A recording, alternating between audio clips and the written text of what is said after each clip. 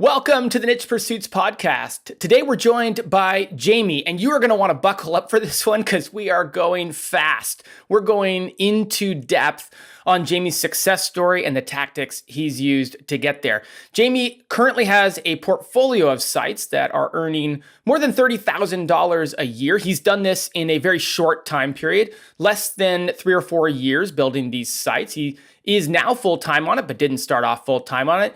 He's only 25 and is succeeding. Most of his income comes from one site, with a second site earning the rest of the income. The rest of them are just starter sites. So we dive deep into the site that is earning the majority of his income. He just started working on it about 3 years ago, and we get in depth. I talked to him about niche selection, things he used to pick the niche back then, and then things that he thinks are different now and that he wouldn't do going forward. We talk about keyword research, and that leads us into some very in-depth conversations about how to produce affiliate style content. This is not an accidental article that Jamie writes over and over and over again. He has such a clear process. He outlines a 5-step process for writing intros, and we get into the weeds on the value of intros. We talk about how he goes back and updates old content. He has a process for that he outlines in depth with us. We go through the structure of an affiliate post and how detailed Jamie is about how he communicates to each and every reader. It's a little bit more marketing know-how. It's a little bit more scientific. It's a little bit more psychological than perhaps you might be writing your content. We finish off by talking about where Jamie is going with these sites, some of the bigger visions he has for creating a team and creating structure around that team. All in all, like I said, you're probably going to want to listen to this one a couple times. You're going to need a notepad and you're going to need to take notes. Lock yourself in a room. Don't let anybody interrupt you because there's just so much depth to what Jamie shares. And it's really a great deep dive in a successful approach to affiliate marketing today. Enjoy.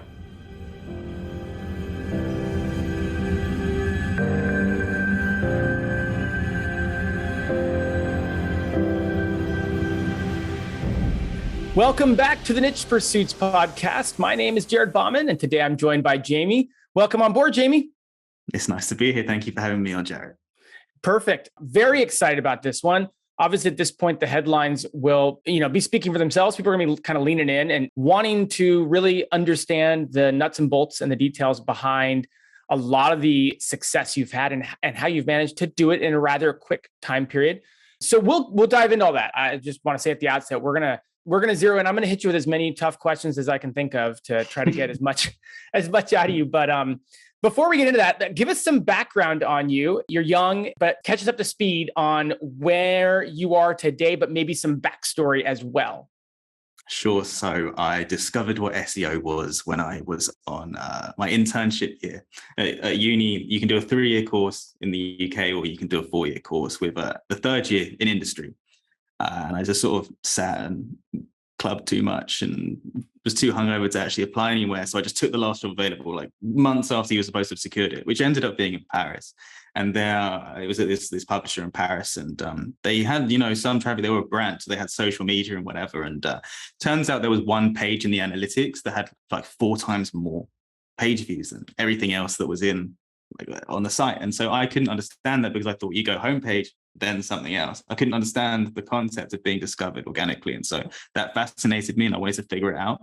I ended up buying, I think it was 4 books on the topic, and just sort of voraciously reading those. Got obsessed with SEO, graduated from uni, started the project that is called IF, for the Jamie IF that I currently go by on Twitter.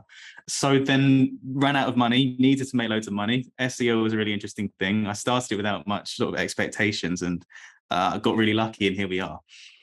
That is a truncated version of a very, very interesting story. I love that you fell into SEO. What was your original, kind of internship supposed to be about while you were there in Paris? I think they just needed an English native speaker to write translations of their articles. So it was a very European focused publisher. So they had Spanish, German, and French, and like English was sort of the afterthought.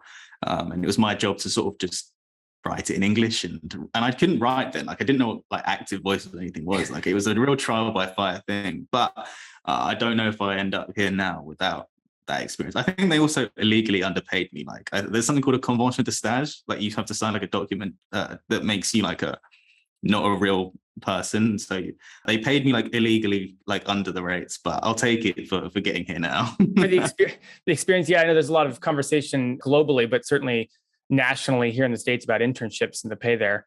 How receptive were they? Or did you bring some of this SEO findings to them? Did they have an SEO team? Were you able to work with the SEO team, or were you basically just on your own with a couple of like SEO for Dummies books in the evening, trying to figure it out?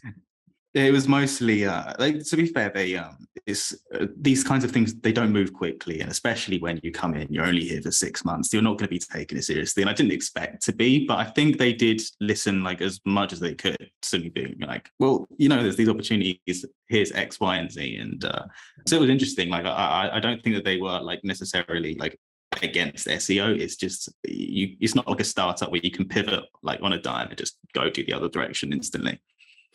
Did you get to do any SEO work while you were at your internship, or did you just study this on the side and kind of stay focused on the tasks they had originally planned for you?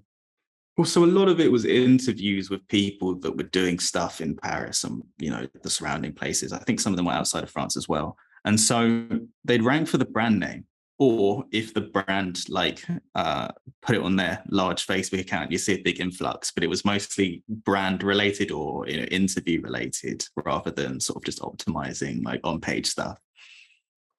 Makes sense.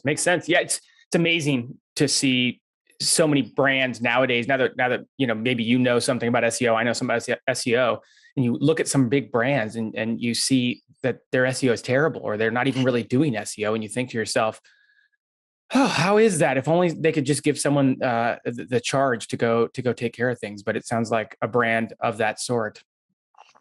Yeah, I mean, they do. I'm sure they're doing fine now. I'm very grateful, but I'll leave it there. Good, fair enough.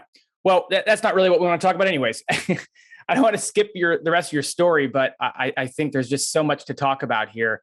Take us to the moment that you decided to dive into SEO, and maybe give us a little backstory into what you chose, why you chose to build websites as opposed to maybe freelancing or getting a job at an agency, or et cetera, et cetera, et cetera. Like what the kind of birth of your SEO on your own was. I'm too selfish to ever go work for someone. I need to feel like I've got the ownership over the results. I'm an equity man. I don't really care about the salary. I just want to feel like I've built something for the future. So I was very much not in favor. Like I would have done business. I'd just have done a different business if I didn't discover what SEO was. I came out of uni and I wanted to, I was either going to be a screenwriter or I was going to start this social project that I wanted to do to help the less fortunate in London. But I tried it. We were there trying to make an impact. I know a lot more about marketing than I used to. I think it would have been better if I'd started now, but I didn't then. I ran out of money and just realized that to do something to get to the scale where it would self-fund, you need I reckon it's around £2 million. I was like, well, this isn't going to work. At the same time, I had developed that interest in SEO and I wanted to start these sites, and I took it more seriously 3 years ago when I graduated. And so SEO is a means to an end. Like I can be sort of ruthlessly transactional when I'm going to affiliate partners. Like I want more money here because I'm here for a few years to get my millions, and then I have no hesitation with retiring from SEO after that. And now here we are. And then so for the websites, rather than going freelancing, I just think revenue is like a fickle thing, but an asset value, like that's real. So it's never been about profit. It's just been about getting the revenues up to build that asset that's a sellable at the 42x mark or whatever it is. You knew pretty quickly all the numbers behind, website building in terms of whether you want to focus on a monthly cash flow as a goal or an actual valuation and whatnot. So very smart. I think that might be an underpinning to a lot of your success, just the depth of knowledge that you seem to bring about before you even had dove into the space at that point. A lot of people, their first website is very, happenstance. Let's talk about, and just to give people the summary again, we'll mention it. We mentioned it already in the intro, but you're basically at a point now, we'll fast forward to today, and then we'll start to work backwards. You're at a point where your collection of websites or your portfolio of websites is earning you over $30,000 a month. That was the number in June. We're recording, midsummer. And so that obviously could probably change and hopefully go up for you going forward. You've got a number of sites, but really from what you've shared, it's basically 2 sites that are earning the bulk of that income. And you started these, if I have my notes correctly, about 3 years ago. Does that kind of put us where we're at today? So I started I registered the domain probably 4 years ago. So I don't want to mislead anyone in that this was completely fresh, but it was very much not a monetizable niche website when I started taking it seriously. So 3 years but even then, I think I've only been full-time for probably a year, because I spent 4 months working as a receptionist for my mum's physio clinic when the pandemic hit and everyone couldn't go in anymore to try and keep the business alive. As well as, I've worked on startups. Some people might have heard of it. It's now called boot.dev to help people learn back-end computer science and like data structures and algorithms. So I've spent my life sort of going to other places, and I don't want to think about how much money I could have been making if I just stuck to one sort of thing. But we'll say 3 years of taking it seriously on this main site. The second site that makes around $7,200. It's made in July. These things can change by a little bit, sort of like, right at the beginning of the end of the month. But that one the domain was registered in either November or December 2020. So that's more recent. And the others are much smaller. They're still in that embryonic stage where they haven't hit that big rocket ship where they start going up yet. And I haven't really devoted the right time. Like the more though I see the algorithm changes on Google, the more difficult it is to run like 100 sites just hands off. You need that care to like the minutiae of it to me is what delivers the big value. So I tell everyone do one site and then I don't do as I say, but I really do think that the play is to really focus in on one thing and make it amazing still, even though I have a portfolio now. Well, you did start with one site. If I'm doing my math right, I mean, we're sitting here in 2022 at time of recording. Registered the site 4 years ago, so 2018, 2019, and then worked on that for a while until your second site, November 2020, less than 2 years ago. So to some degree, you really doubled down on one site. This main site that's or the main earner. Is that a good analogy? Yeah, the main site is definitely, it pays for the investments we're now trying to make in the other ones to grow a portfolio. And without that, without the profit from that, we wouldn't be able to do all of those other things. So it definitely brings in the lion's share of the revenue. It's the most mature in that, like, when you're growing a site from the beginning, it's not that uncommon to double every month or go up by 50% when you're going up from 5 to 7K to 11K traffic a month. It's hit the level where it's fairly mature, but like on the first page for a lot of the most competitive terms, the most monetizable terms. And really to go any higher, you have to go from the current DR of under 60 to 85 before you can do anything else. So I need to figure out what the plan is, whether that is something to, liquidate and try and just take $1 million or whatever to put back into that and then have that set aside, or whether I want to roll the dice again and keep going on that and try and build like a £2 to £5 million brand. But again, that makes me feel like I'm being a bit greedy because I've told myself, you're in this game to do this and get out. So it's like the Lord of the Rings ring. Once you get to a level where then I've never even seen £10,000 in my life before. It's all crazy Monopoly money to me, but I understand the Lord of the Rings ring when it's like, but I could keep going. It could go up by another $10,000 a month. It's very silly, really. It's all very silly. It's a great question in terms of when to keep going versus when to sell and move on. And we've had a number of different people on. You should listen to it. Actually, it was Greg from Empire Flippers. He has this whole model around the asset flywheel approach, he calls it, and when to take money off the table, when to reinvest it, where to reinvest it, how much to take off. It's very interesting. So I will include a link to that in the show notes. And but anyways, sorry, pitching aside. So let's go back. Let's go back to the beginning. I want to ask you some questions about this niche. Obviously, you don't have to reveal the niche, but you had this site that had been aged a bit, about a year old. You started publishing on it. You started making a go of it. What can you tell us about the niche and the selection process you used? How did you validate this was the project to go into? Give us a little more backstory there. Sure. So I'm not, a talented link builder. I'm not really even a talented writer for informational stuff. I can hit feature snippets, but it's not like some people, they hit them all day and that's their model. So all I can really do is affiliate content. So for me to verify and validate a niche, it's got to be something that I could sell products in and convert, and then focus on the CRO side and build the custom blocks that can complement things, and the varied elements of a buyer's guide basically is what I specialize in. And so I'm interested in all these sites that are doing really, really well off just ads, but I've never been a high velocity publisher to know and make that work. I've seen, the John Dykstras and people like that who have just got crazy volume and they're spending $30,000 a month. But I guess I've always been more bespoke, low volume. We don't really publish that much, but we just try and make sure everything's a hit, gets a return. So yeah, low volume, affiliate, high sales. I've never been able to make any other part of it work. But hopefully in the future, if you can do both, it's a good result. Did you specifically target this niche because, maybe it was selling like high products or high price products, or because you found some really attractive affiliate programs? Or was it just, hey, people buy stuff in this niche and that's what it's all about. So let's just go down this road. So I'm not really, like, some people really value doing what they love, and that's a real big factor. And I don't really have that. Like, it's just all, like, I don't mind grinding out on anything. I'll do anything. Like, it's not a problem to me. It's just hours spent, devoted to something. So it's just normal day-to-day stuff, really, without being more specific. It's nothing flashy, nothing special, and might be something that someone might struggle to dedicate 2 years of their life writing all day on and grinding 2,000 words a day out, just because the topics may be less, it's not writing about Star Wars or something that people would love to do. It's more, what's the right word? It's not exciting stuff, but it can be exciting. You can make anything exciting. The job of a writer is to make it absolutely, glue eyeballs to the page and make it riveting. If I were reading between the lines, you picked a very unsexy niche that has a lot of money behind it. And you're winning because you're sticking to something that is, again, if I were reading between the lines, not that much fun to write about. I couldn't possibly comment. Okay, fair enough. Keyword research.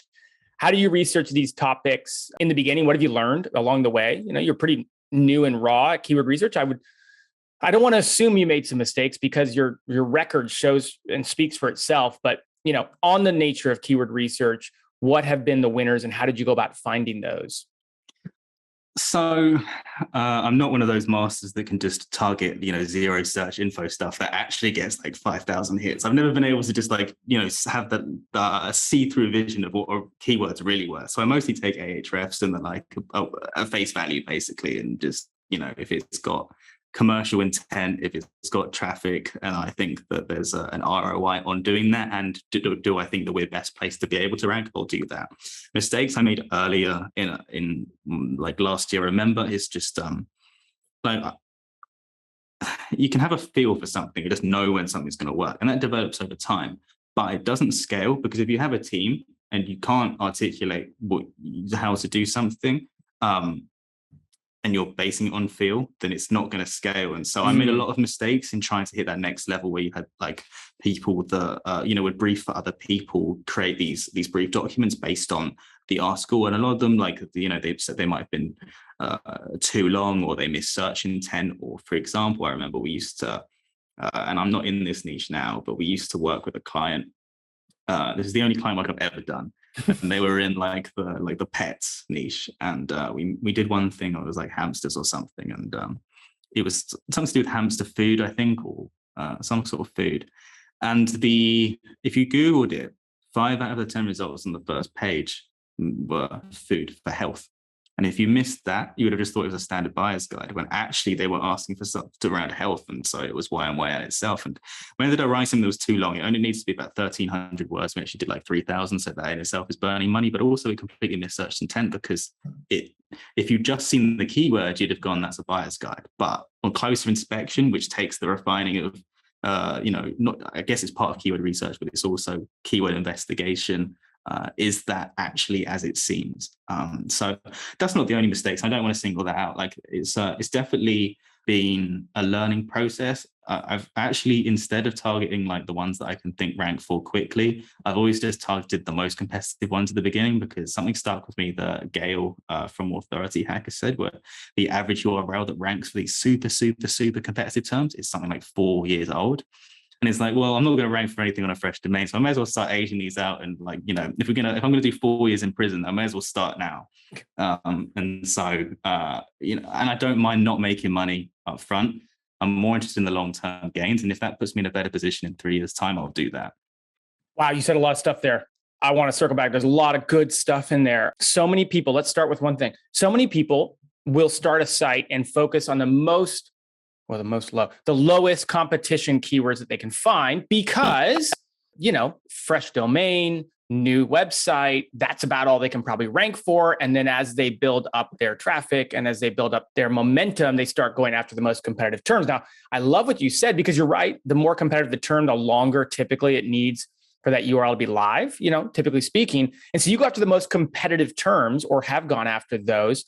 What kind of success did you find with this site? Would it rank for those really competitive terms fairly quickly, or was your initial success on lower competition stuff and now you've kind of matured into it with the high competition stuff you wrote in the beginning? Does that question make sense? Yeah, I don't know if it would work in 2022. The first success we ever got was around Christmas 2019 to 20, and when the first thing took off, and that got us up to like 400 users a day or whatever. And then that in itself was a sort of the structure that we could build on and then build to 1,000 or whatever from there. That was a competitive keyword, and now we struggle to rank for that nowadays, like 3 years later, and we're bigger than ever now. So I think the times were different back then. So I can't speak for if this method works now. And we, on our smaller sites, I've done the same thing just because I think it's good to get your top level stuff in so that you can internally link all the way down rather than trying to like patch it together later on and send it up the chain and whatever. It doesn't sit right with me. It probably works fine, but I just like, for my own peace of mind, to just know that everything's going like down in the right way and it's all makes sense to Google and myself. So the first site blew up off those competitive ones, but I can't say I wouldn't even recommend it. And if you're first starting, even if you're like a year in and you're starting a new site, I still wouldn't recommend doing that, because I think you want that first dopamine hit of your first sale or your first ad revenue and your first whatever to keep going with the perseverance. Because I can understand how like off-putting it can be to write into the ether and nothing's coming. So my tip to anyone else, if you haven't got big budgets and you're fine waiting 3 years, you still start with the lower competition stuff. But I do go the other way now because my priorities are different. I love the term you used, the prison of waiting for the results to come in. A 2022 conversation that comes up a lot, at least here on this podcast and with other people that are building websites, is this topic of topical authority, this concept, I'll say, of topical authority. And it sounds to me like maybe what you were doing to some degree was building out a topic or a silo and building out the authority in that. And some people will write the big topics, even though they don't necessarily think they're going to rank for them, just because it kind of completes the topical silo and allows Google to see that you're an authority on that. So maybe accidentally you were doing that before it was a thing, back in 2018, 2019. Yeah, and in the same way, I'm fine writing a page that I don't think will ever make back what we spent to make it. Like, I'm fine with that. It's not. I don't think of them as isolated entities. They're all interconnected, and that thing, though, while it might not get you your whatever you spend on it, it may mean that other post that's very profitable is one place higher, that you can't really quantify it on the first commissioning of that piece of content, but it's the things you can't see that end up, becoming profitable over time. So I'm a big fan of just building up the authority across the topic and covering things that can be linked to other relevant things. They can almost act as landing pages as well for the places you can write low value things that don't get many page views with the express intent of funneling them to the higher value ones as well. So I don't mind building out at a loss leader sort of style, the topical authority within a site.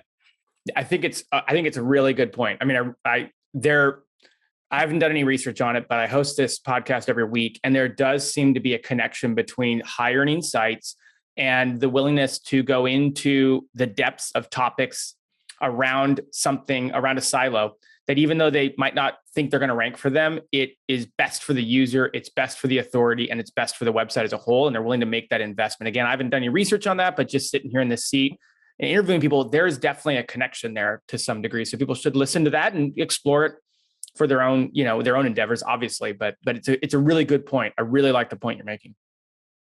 Yeah, I think it makes sense as well. I don't think that Google designs its algorithm to be super scalable. So if you're doing the things that no one else, who's like the bean counters are deciding offers in itself an ROI, then you're putting yourself ahead. I think I don't think it makes sense, if I was writing the algorithms at Google, to make it so you could just commission 1,000 sites, hire people, write the exact pieces you want, rank for those, and then just collect the checks. They want expertise. They want the authoritativeness. They want the trustworthiness. And that you can only do that if your priority isn't just instant returns. There's a level of like delayed gratification in creating something that has more meaning than just the content. It's the painstaking internal links that are like based around where you actually know the user wants to go, and puts together not just like semantically related things, but ones that are actually based on the person's journey and things like that. And so I think there's more to it than just this will double my money, this one will halve my money, so I'm not going to do the second article. Right. Great thoughts. You teased it a bit. I want to talk about the structure of your articles. You said basically if there was an area you specialize in, you don't specialize in keyword research, you don't specialize in niche selection, you don't specialize in zero volume keyword. We've got a lot of things you don't specialize in, although you're making 30 grand a month.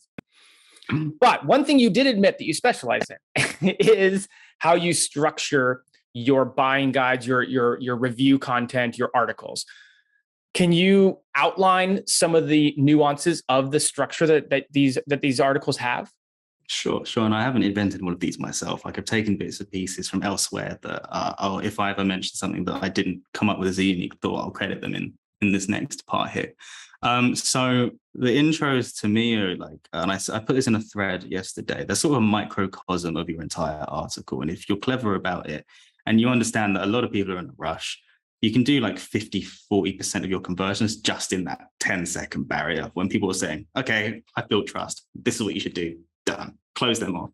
And then the rest of it is for the people that need to be more coaxed into understanding and going through the buying process, and they need to trust you. We have a framework which I need to publish so everyone can use it, called the SPEAR framework, which is the 5 things that you should put in an intro. So the first is the search intent, which is kind of the A as well. The A in SPEAR is audience. P is pain points. Negative emotions way much higher in a reader's mind, and there's like a loss aversion sort of style that prospect theory in economics covers. People are worried about making mistakes, which you can inform in your title as well. Like if you write an affiliate buyer's guide, you can write the 5 best whatever and 2 to avoid, because you want to know which ones you don't want to buy more than you like. People are so scared of the embarrassment or the loss of money to make the wrong choice that you can capitalize on that psychologically. So S is search intent, P is pain points, E is expertise, just standard. You want to drop, and based on my 15 years experience with this, or something that you can drop that makes you feel trust, that you trust the person instantly. Try and infer it, but if you have to tell rather than show, that is what it is. A is audience, just really understanding who it's for. We've missed the completely before where we've put really high priced products in an article, not realizing that it was clearly like not about, it was about like bargains. And R, what is R? Rapport. So you still want to be likable, you want to be trustable, and people need to identify with you. And if you can create that sort of emotional connection, and as well as writing with like very evocative visual imagery, like language, as soon as you bring the rapport and the story together, they will never leave the page. Because as soon as like for example, if I say, and in my 3rd year of uni, you'll never guess what happened. And obviously I'm not going to tease it like that, but you think, okay, I'm not leaving now, I want to know what happens next. As soon as you give people a reason to connect with something, they'll stay. So the intro, fast sale, build rapport, expertise, they trust you, so that if you have these CTAs right at the top, your top 1, top 2, top 3 picks. And I treat the affiliate stuff like casting for a film. You have your main protagonist, which is the best option overall. And then I think this is the mistake that most people make, in my opinion. They just go on the other buyer's guides and go, okay, those are the 10 products that appear everywhere. But they don't play a role. they don't have a role on your film. They play the same role rather than offering an alternative. So you need to precast your article, precast your film. And you need to find the right things that offer a viable, like they're an antagonist versus your overall top picks, protagonist, in that one might be the best budget pick, one might be the best professional pick, one might be the best for a niche use. If you are, I'm looking at a microphone right now. If the microphone is best for podcasting, if the one is best for talking to your friends on PlayStation or whatever it is, and you precast those based on your knowledge of the audience, and then you can play them off against each other, segment them. Like a lot of buyers guides make the mistake of just saying everything's good. This one's great. It also does this, and it's like, okay, well, I'm not any more educated or confident to make a decision than I was when I started reading this article. But if you can tell me which one's a 9 out of 10 for this particular person, but not for this person, I'll trust you because you can make a confident value judgment and that it's not for someone. And I'll also feel like he understands me, she understands me, because you've said this is for this and I am this type of person. You understand what my needs are. You've made an attempt to solve my pain points. Now I feel more confident to move through the buying process and click buy. And it also depends as well what kind of, like, is it a high ticket item or a low ticket? If it's low ticket, like, you don't have to do as much selling. Just put them in front of them. You write them differently. But for high ticket stuff, there's much more expansion of points and really visualizing the scenario in which you can solve someone's problem in the most visual and like story-led way possible. Wow. That was a 5-minute deep dive. And that was the most detailed deep dive on writing, affiliate style content I think I've ever heard. That was brilliant. There's so many things in there. So you actually have, because intros are, let me start with the intro part that you talked about. Intros are this thing that I think I'm going to speak for so many content creators and not just affiliate content creators. I mean, marketers in general, that intros are just this thing where it's like, what do we do with this? I still go through stuff now that I'm like, oh.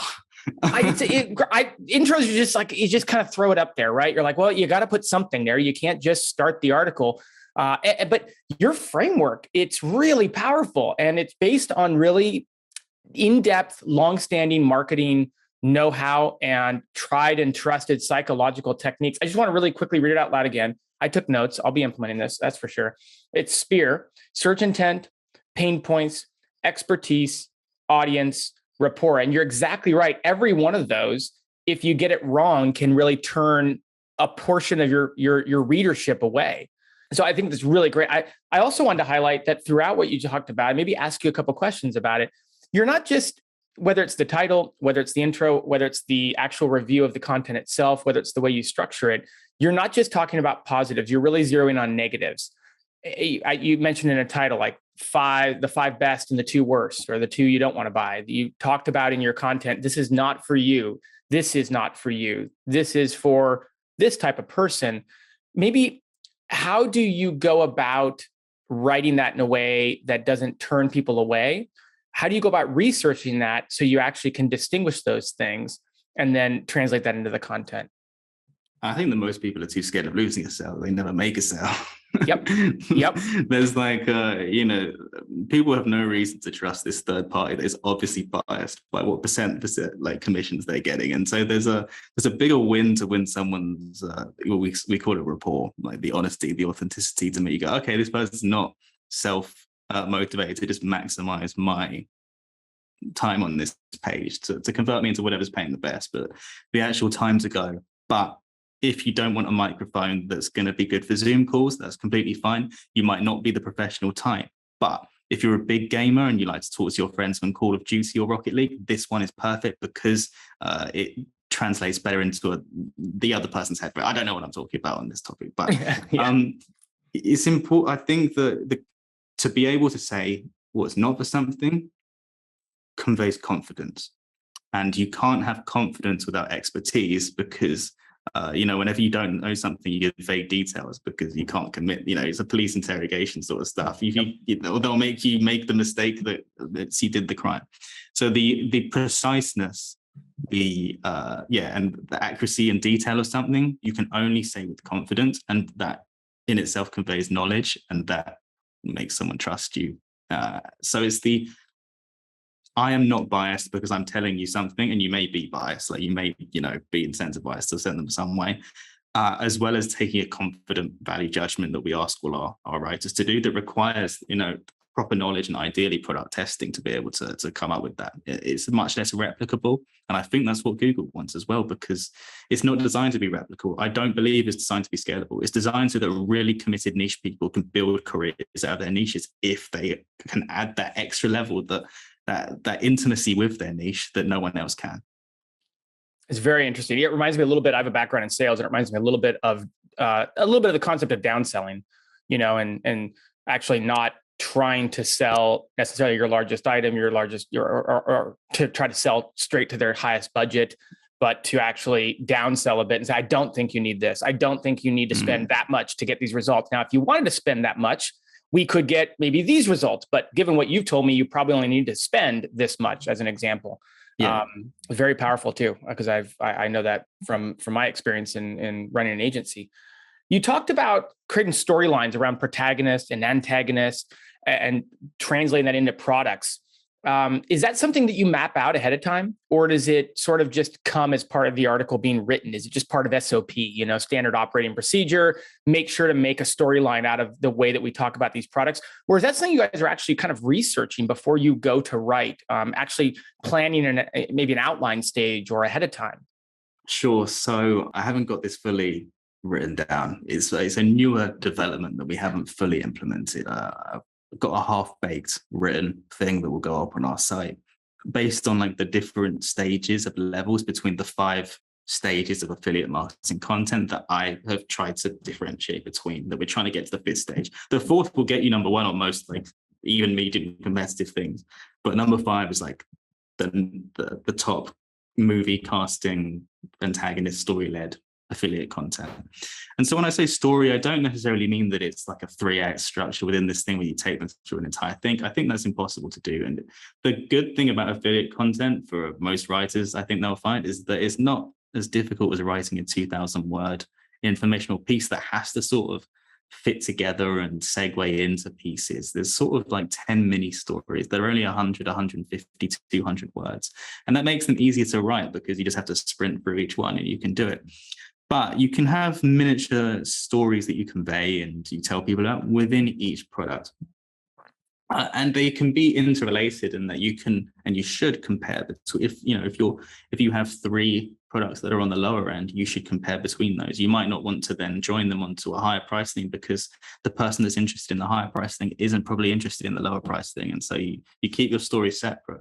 But the story and there's comparison, which kind of in itself creates drama because there's tension. You're going to go with this one or this one, but there's also just creating, the more accurate your words and the more active the scenario, the stronger the mental image in someone's mind. And the stronger the mental image, the more that they're involved with you. They're walking down the road with you as you demonstrate this thing. So if instead of, like I mentioned with the microphone, whilst you're playing Call of Duty with your friends, if you can identify with that, then you're already halfway there.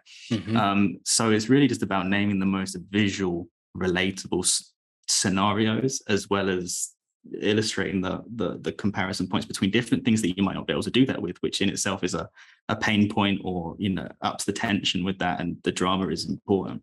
So it's not a cohesive 3-act structure type of article, but you can create elements of story within the sort of microcosm of each product. I appreciate that. That's really clarifying. That's great.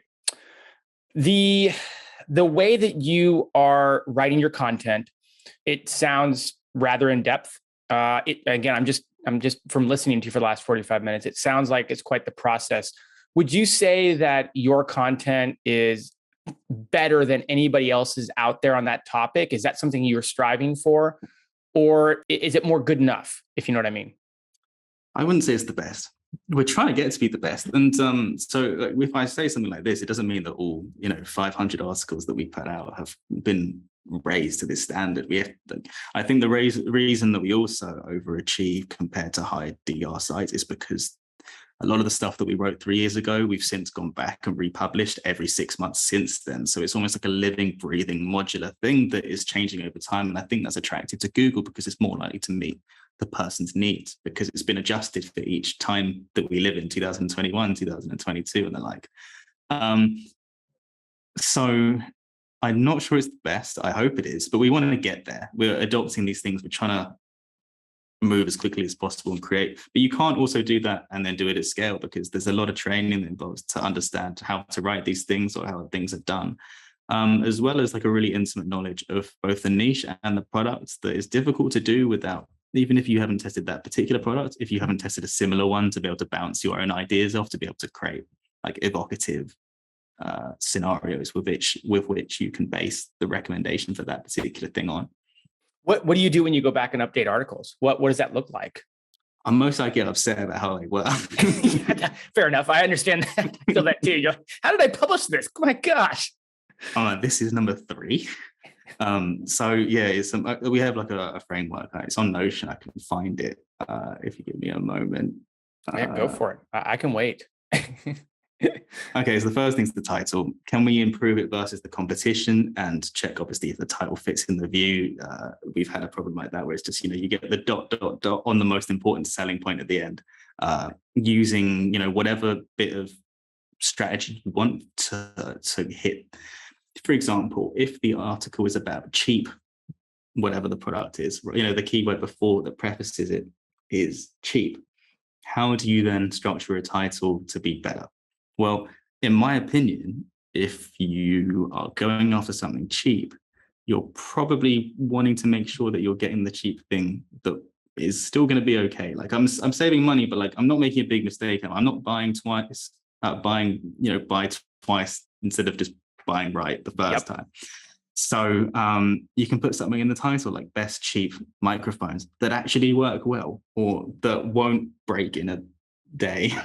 You won't, and that's that in itself is rapport building, because someone goes, thank you, that person has answered what I want. I'm worried that I'm going to make a bad decision. You have told me that I won't. Thank you for making me feel safe.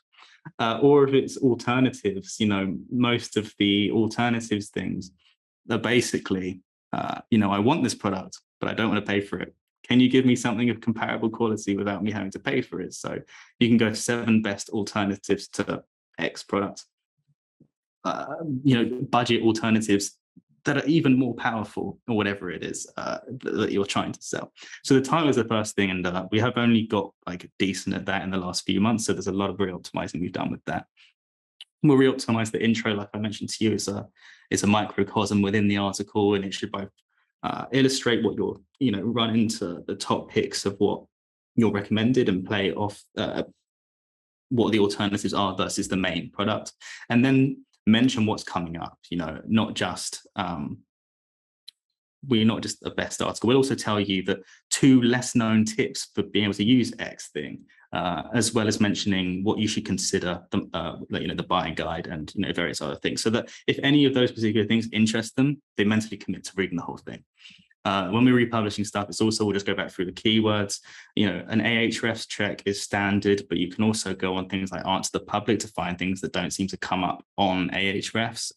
Even if they don't have search volume, I think just those different semantically related things can inform new topics, like new headings that, in the future might be a feature snippet that gets you 20 search volume, but also I think that makes you just a more overall powerful and relevant article that in itself can make you rank higher. It can also find you new segments. For example, you might search up best microphones, and then you've just got best microphones for gaming.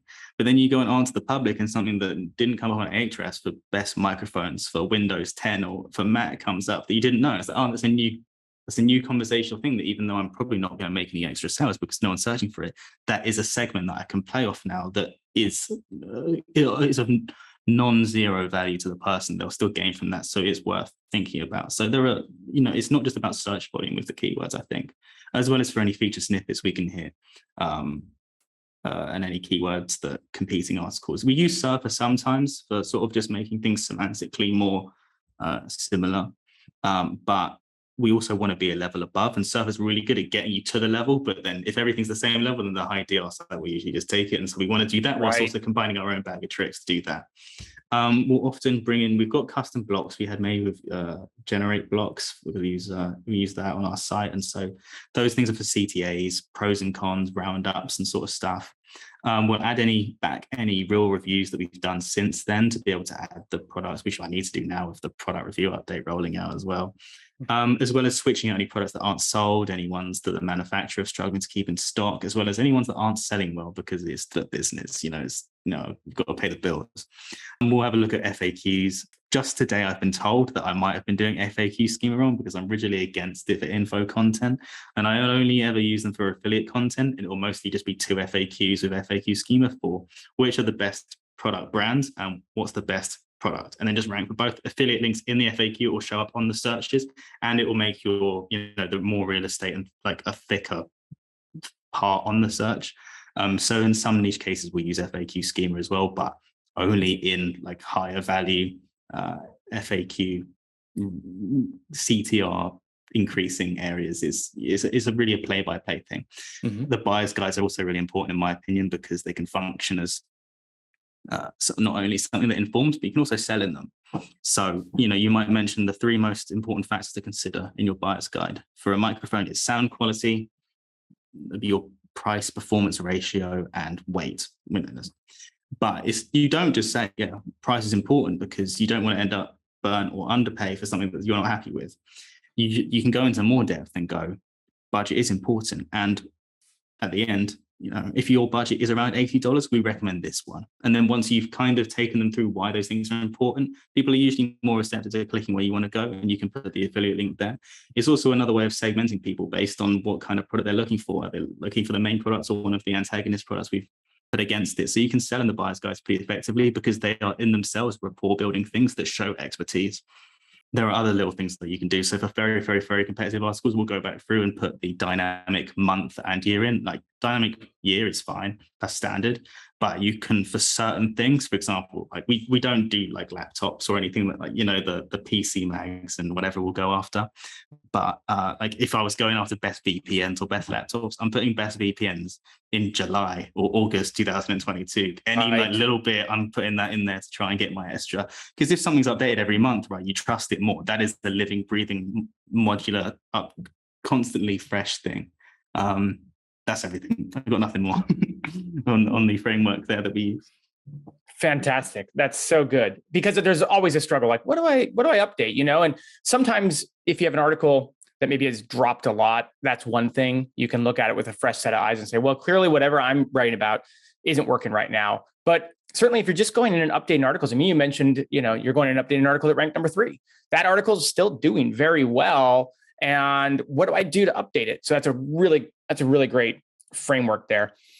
I want to take a step back, and maybe give people, if we can, spend the last few minutes of the interview talking about some of the bigger picture items, because you're clearly a very detailed guy. We've seen that throughout the interview, but then you also have this bigger vision for a portfolio of sites.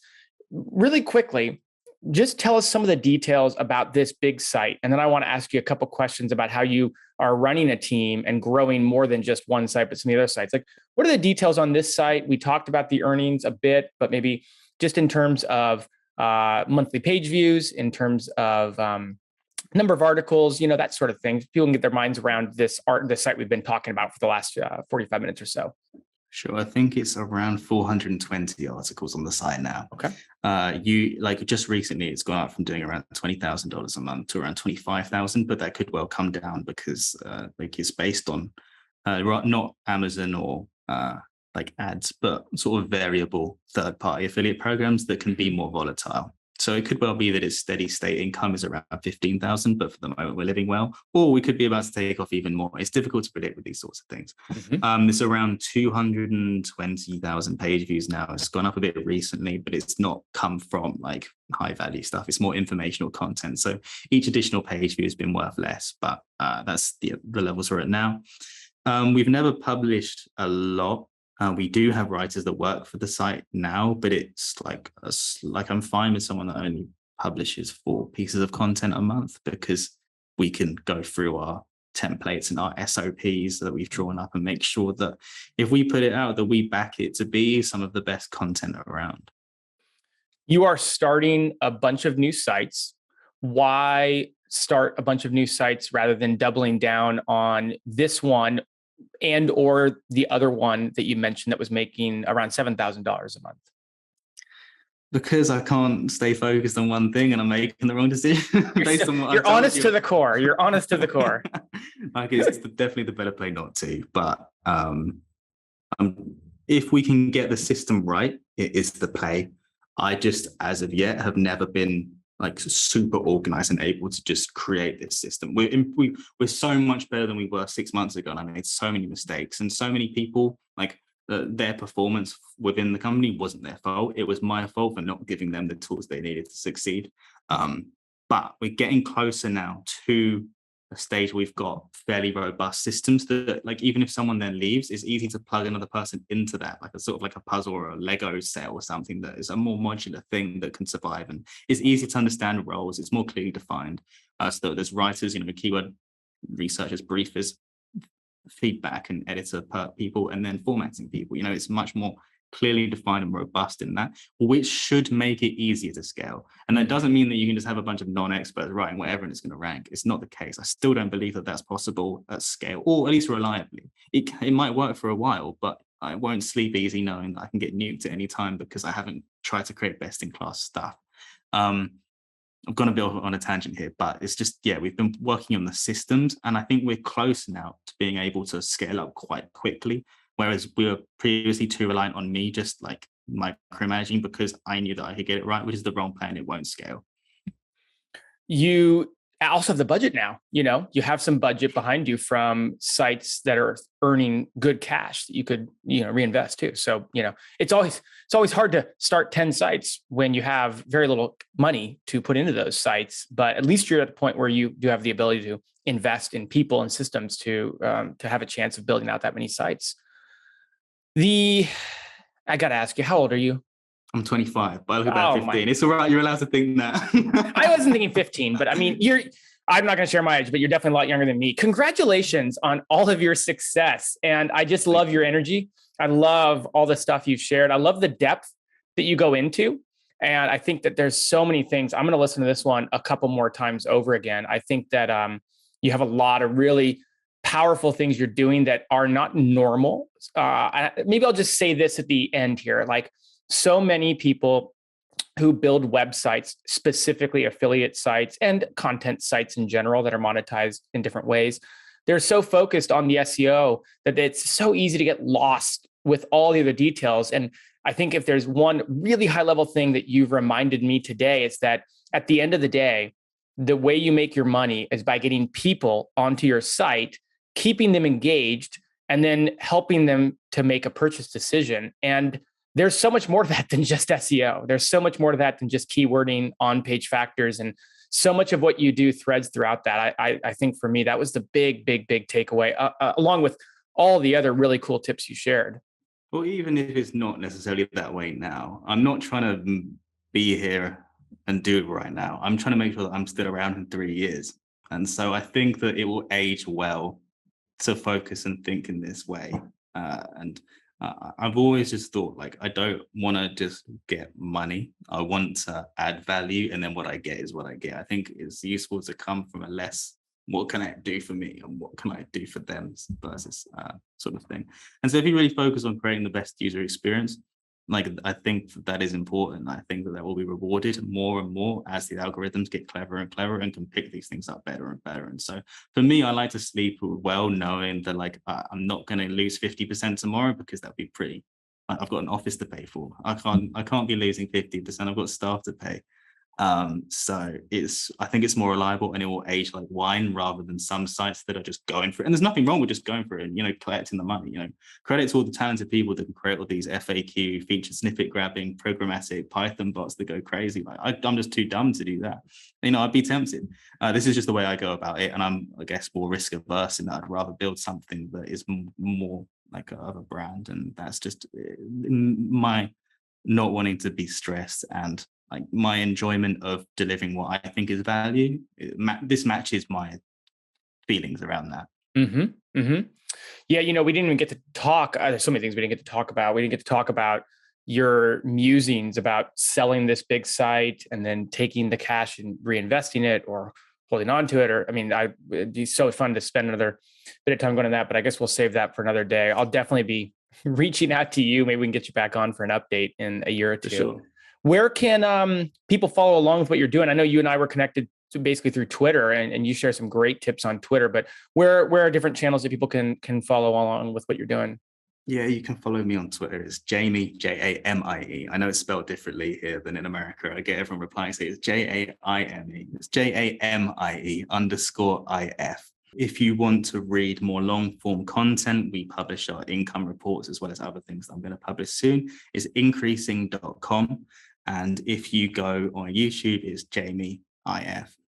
I will include all those in the show notes. I get it. I swear there's about 5 different common ways to spell Jared, and they're all equally as common. So I understand there. Okay. Jamie, thank you so much for joining us. This has been a really packed session, and I learned so much. I wish you all the best, continued success, and until we talk again next time. Thank you. I appreciate your time, Jared, and I hope everyone else found it useful.